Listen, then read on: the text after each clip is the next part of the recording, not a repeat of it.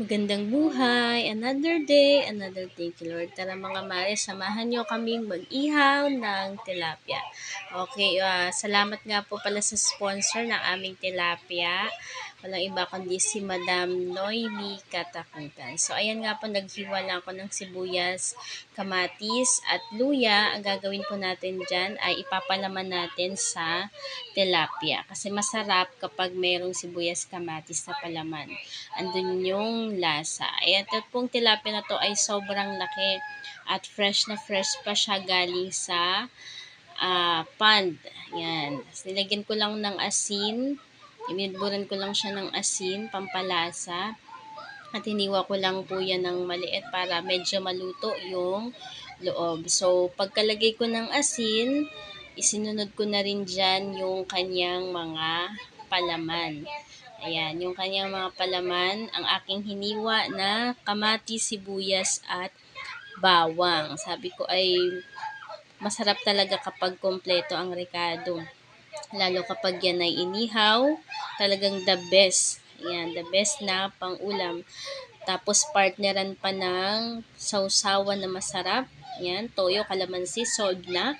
At mas masarap kapag may bagoong tapos maliliit na hiniwang mangga. So, ayan nga po, nailagay ko na lahat ng aking mga hiniwa at nagpadupong na. Yan, nagpabaga kami ng apoy sa itaas. Yan, isinalang na ang inihaw na tilapia. Pagkaihaw, ayan, sinunod ko na nga pong gumawa ako ng sausawan.